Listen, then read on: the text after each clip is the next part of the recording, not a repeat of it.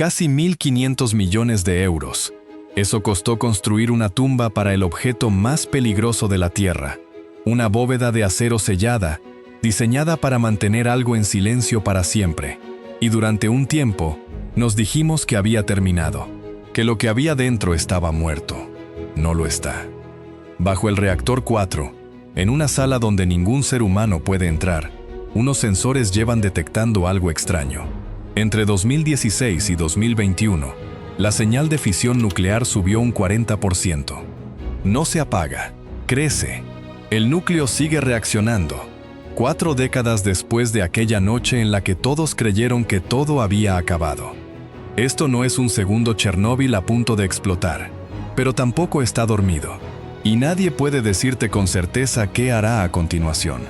Entonces, en el invierno de 2025, un dron estalló contra el techo de esa tumba. Y de repente, una historia de fantasmas de 40 años volvió a ser titular. Por eso Chernóbil está despertando ahora mismo. Para entender por qué importa todo esto, primero tienes que ver el tamaño de lo que construimos. Imagina un arco de acero tan grande que podría tragarse una catedral entera.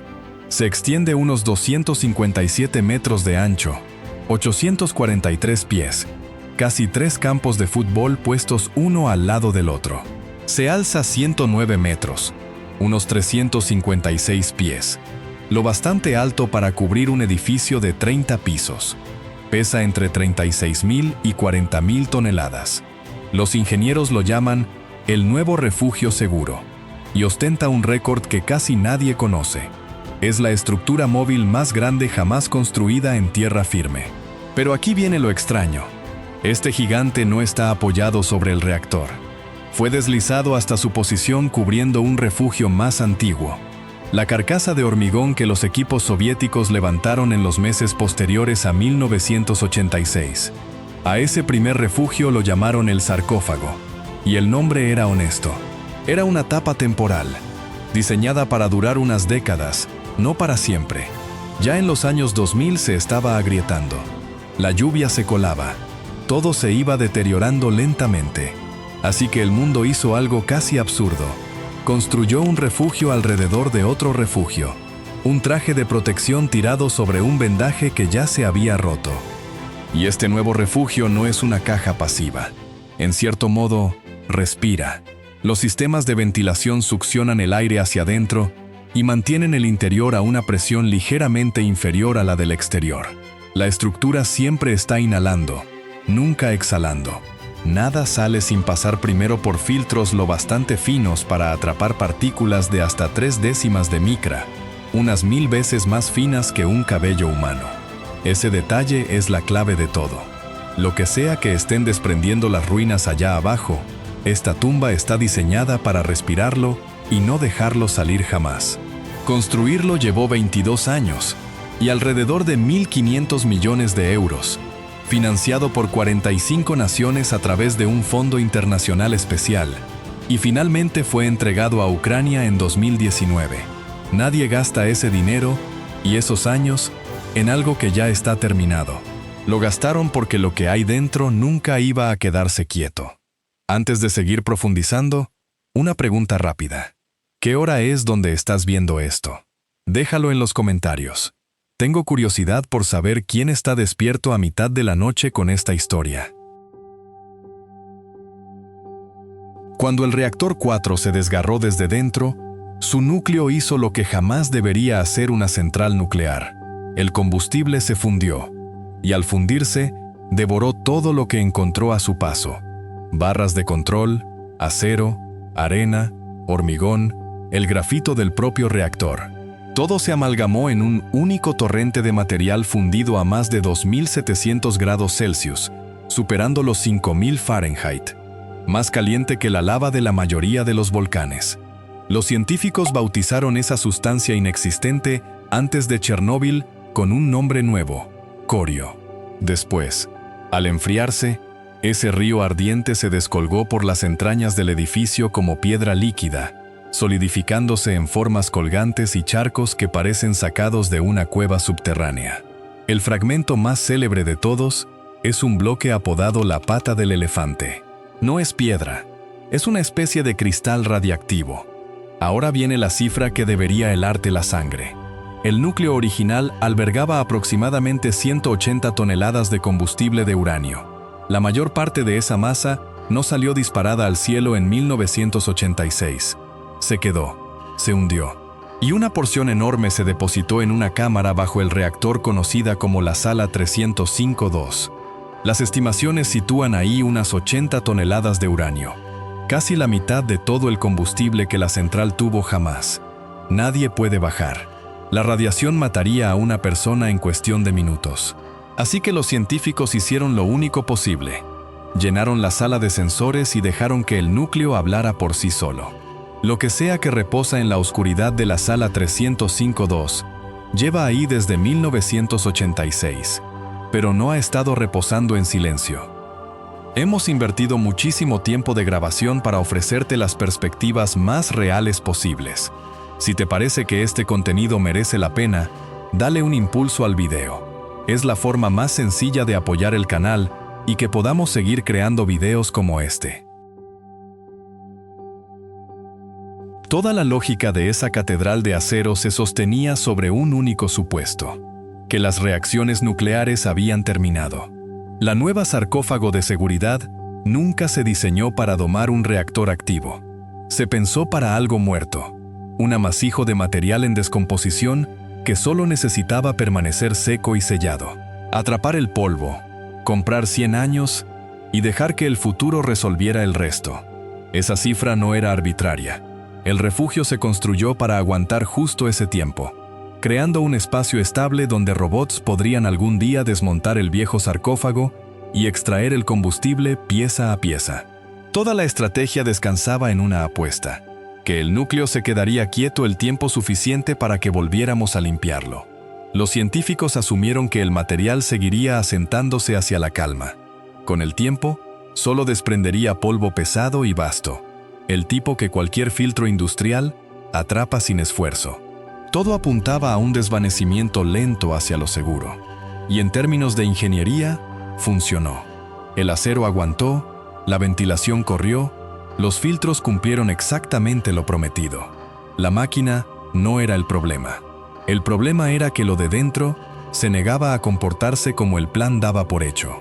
Para comprobarlo, hacía falta una forma de escuchar qué estaba haciendo una sala donde ningún ser humano puede entrar. Antes de revelar lo que escucharon, si esto te tiene agarrado, un like de verdad ayuda a que más gente lo encuentre. Y si conoces a alguien que cree que Chernóbil es historia antigua, compárteselo. Querrán ver lo que viene ahora. ¿Cómo escuchas algo que no puedes tocar? Cada vez que un átomo de uranio se parte en dos, escupe partículas diminutas, los neutrones. Esos neutrones golpean a otros átomos, los rompen también, y de ahí salen aún más neutrones. Es una reacción en cadena. Y eso significa que la cantidad de neutrones volando por el aire te da una medida exacta de lo que pasa. Cuantos más neutrones cuentas, más átomos se están partiendo ahora mismo. Así que los científicos convirtieron la estancia 305-2 en un instrumento. Colocaron sensores de neutrones cerca del combustible enterrado y dejaron que aquella sala muerta se transformara en un medidor vivo. El conteo les diría si el núcleo se había calmado de verdad o si seguía, de alguna forma, con vida. En Ucrania, el Instituto de Problemas de Seguridad de las Plantas de Energía Nuclear operó esos sensores y modeló la tendencia, año tras año. Esto no fue un rumor ni una corazonada. Fue una señal de monitorización vigilada con detenimiento durante muchísimo tiempo. Pero había un segundo protagonista en esa sala: el agua. Durante décadas, las aguas subterráneas se filtraron entre las ruinas. Y el agua hace dos cosas opuestas a una reacción nuclear al mismo tiempo. Por un lado, frena los neutrones. Y los neutrones lentos parten el uranio con más facilidad. El agua es el pie en el acelerador. Pero por otro, el agua absorbe neutrones y se los lleva. El agua también es el freno. Durante muchos años, en esa oscuridad inundada, el freno ganaba la partida.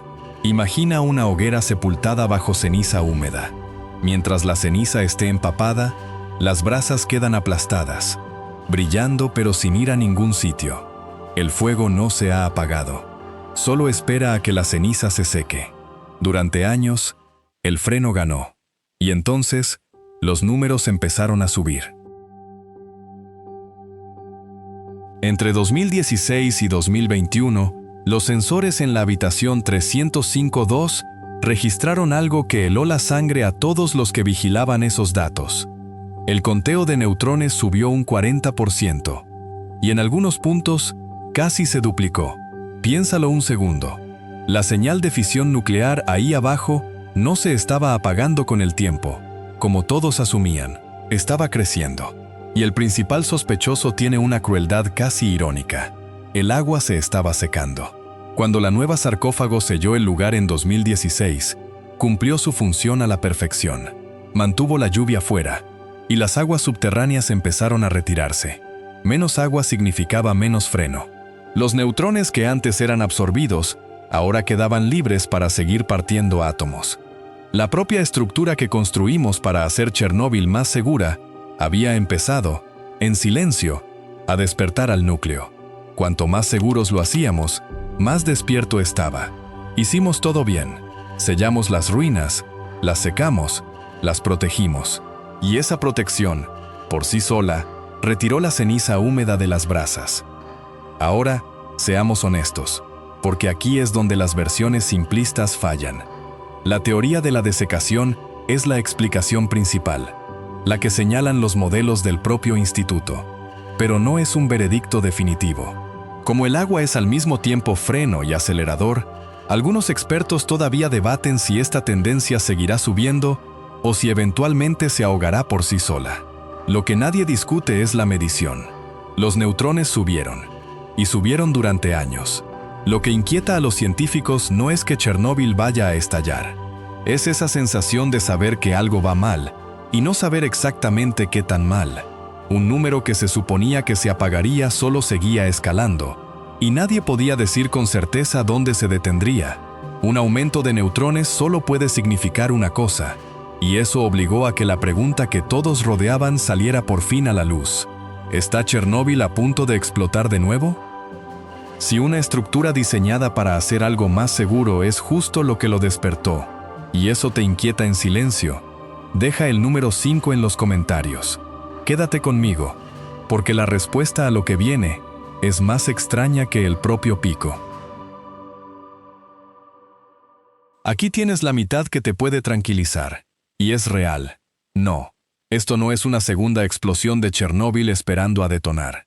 La mayoría de expertos coinciden en que el combustible no está dispuesto de forma que pueda sostener una reacción en cadena descontrolada.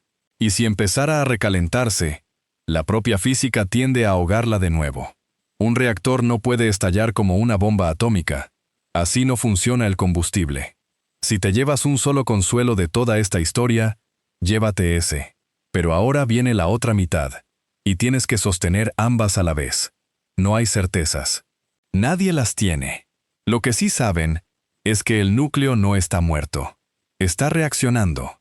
Genera fisión nueva, radiación y calor. Y esa energía no se queda quieta para siempre. Se mueve. Esto no es una bomba a punto de estallar. Es un fuego que nadie sabe del todo cómo apagar. ¿Se puede arreglar? Existe una propuesta. Sobre el papel, robots podrían perforar la estancia 305-2 e inyectar una solución de nitrato de gadolinio, una sustancia que absorbe neutrones errantes y podría sofocar la reacción desde dentro. Básicamente, verter agua sobre esas brasas a propósito. Pero sofocar es más fácil de decir que de hacer. Recuerda, ningún ser humano puede entrar en esa sala. La radiación mata en minutos. Así que cada intervención tiene que hacerla una máquina, perforando hormigón hacia una masa que arde y se desmorona al mismo tiempo. Y un plan completo para desmantelar las ruinas. Incluso hoy, sigue descrito como en desarrollo. Las herramientas existen sobre el papel. La sala no perdona errores. No va a explotar, pero tampoco va a desaparecer.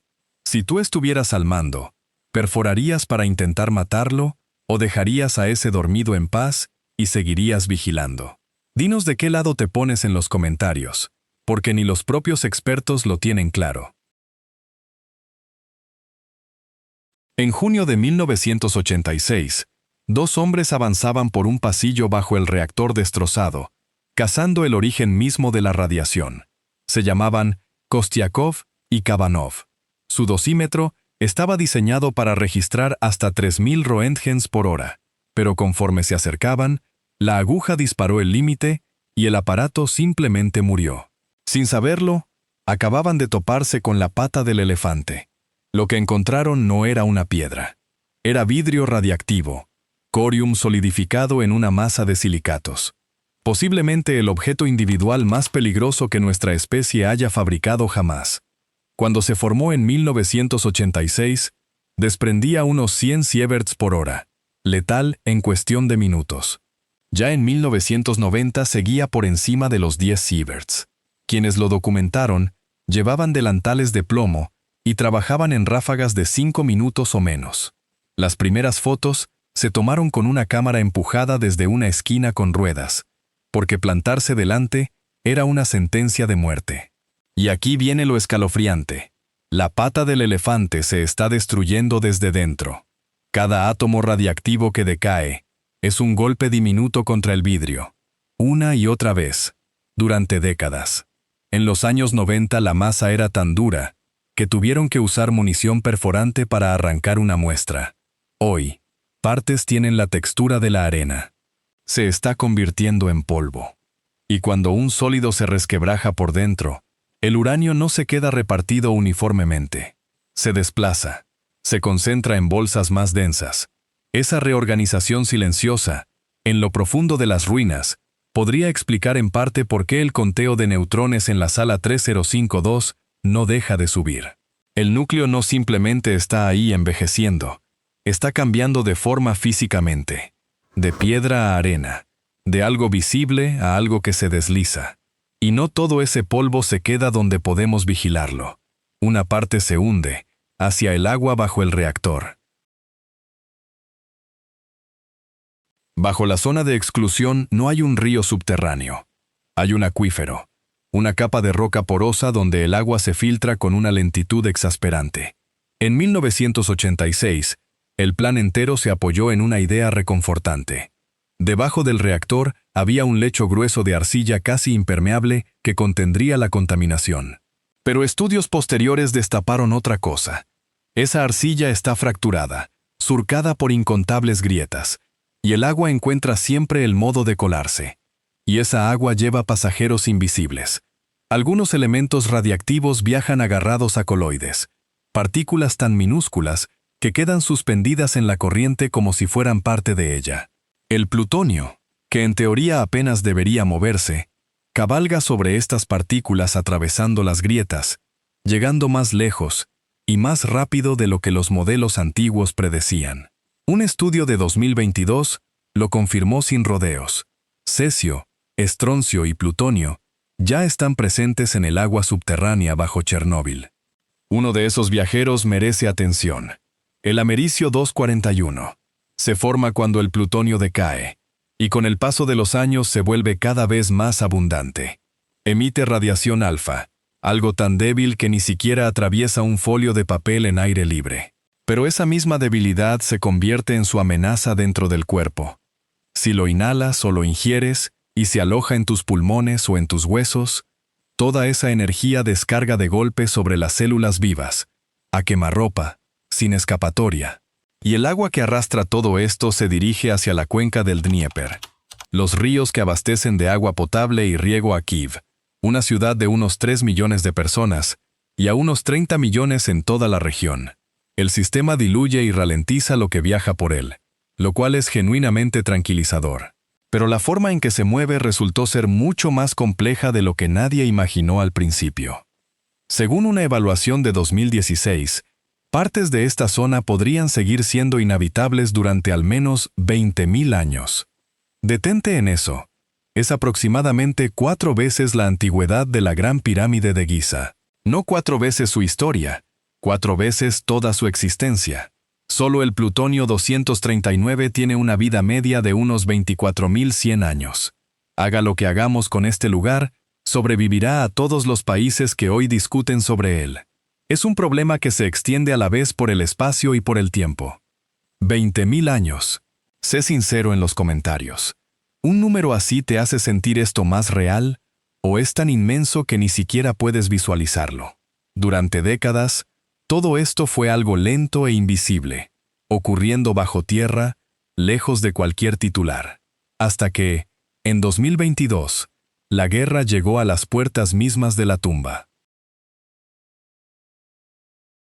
El 24 de febrero de 2022, las tropas rusas tomaron el control de la central de Chernóbil. Vehículos blindados pasaron directamente por el Bosque Rojo, la zona más contaminada de todo el lugar, levantando tierra radiactiva. Soldados cavaron trincheras en ese suelo. Según Energoatom, operador ucraniano, algunos recibieron dosis significativas, algo que el Organismo Internacional de Control Nuclear no ha confirmado de forma independiente.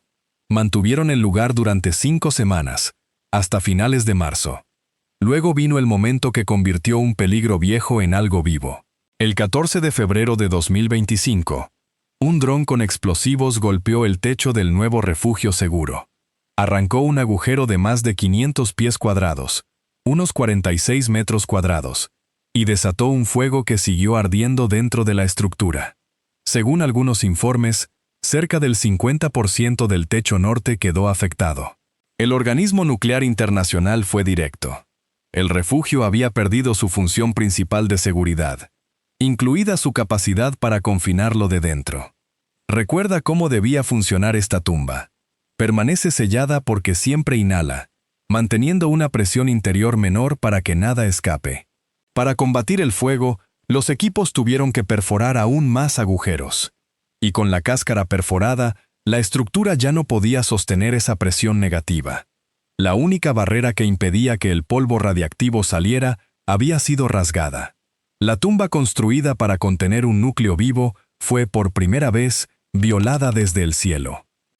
Y hay otro peligro silencioso encima de todo. Ese núcleo vivo solo lo oímos, porque los sensores lo vigilan. Una pérdida prolongada de electricidad podría interrumpir esa monitorización, dejándonos ciegos ante lo único que más necesitamos escuchar, justo en el momento que más importa. El organismo nuclear ha advertido una y otra vez sobre el suministro eléctrico en las centrales ucranianas por esta misma razón. Esta historia sigue escribiéndose, y la seguimos según salen los datos de monitorización. Suscríbete para estar aquí cuando llegue la próxima actualización, porque con este lugar siempre hay una próxima. Para ser honestos y no alimentar el miedo, el fuego en el aislamiento se apagó tras unas 3 semanas. Las reparaciones, de momento, son temporales y limitadas. El organismo informó de que los niveles de radiación se mantuvieron normales, y que la estructura portante y la monitorización no quedaron destruidas de forma permanente. Pero ese mismo organismo también dijo que el refugio había perdido su función principal de seguridad, y que hace falta una restauración completa y rápida. Las dos mitades son ciertas. La catástrofe no llegó. La certeza tampoco. 4 décadas después, ¿dónde estamos? Sujetando dos verdades incómodas a la vez. Chernóbil no va a reventar como en 1986. Eso hay que decirlo claro. Pero el núcleo no está dormido. Lejos de eso, se está moliendo a sí mismo, transformándose en algo más difícil de contener que el día en que lo sellamos. ¿Hay soluciones? Sí, sobre el papel. Se ha propuesto enviar robots perforadores para inyectar una solución que absorba neutrones y calme la reacción. Pero el plan maestro para desmantelar las ruinas sigue, en el lenguaje oficial, en desarrollo. Una guerra y el riesgo de quedarnos sin monitorización han vuelto cada paso más difícil de lo que ya era. Después de 40 años, lo que da miedo de Chernóbil no es la imagen de una nube en forma de hongo. Es mucho más silencioso. Es que seguimos sin poder decir con certeza qué está pasando en esa sala bajo el reactor. Y ahora, con un agujero en el techo, puede que lo veamos aún menos claro que antes. Construimos una tumba, porque creímos que lo que había dentro había terminado. El núcleo ha empleado 40 años en demostrar que la confianza era nuestra, no suya. Somos muy buenos sellando cosas y dándolas por resueltas. Lo que la sala 305.2 sigue susurrando, en un lenguaje de neutrones, es que hay cosas que enterramos y que no aceptan quedarse enterradas. Y la forma más segura de que nos sorprendan es estar convencidos de que han desaparecido. Pero hay algo que casi nadie se detiene a preguntar. Si un núcleo muerto puede despertar en silencio bajo todo ese hormigón, ¿qué han hecho 40 años de esa misma radiación a todo lo vivo que quedó justo fuera de los muros? Porque la zona de exclusión nunca se vació de verdad. La gente se fue. Los lobos no. Tampoco las ranas, los pájaros, los peces de los canales de refrigeración ni los jabalíes que empujan a través del bosque rojo. Y cuando los científicos por fin volvieron a mirar de cerca, parte de lo que encontraron no debería haber sobrevivido. Pero algunos no solo sobreviven, están cambiando. Hay ranas cerca del reactor que cambiaron de color, y eso podría ser precisamente lo que las mantiene vivas. Hay lobos que llevan en la sangre algo que los investigadores del cáncer llevan décadas persiguiendo. Hay gusanos que parecen casi inmunes a la radiación.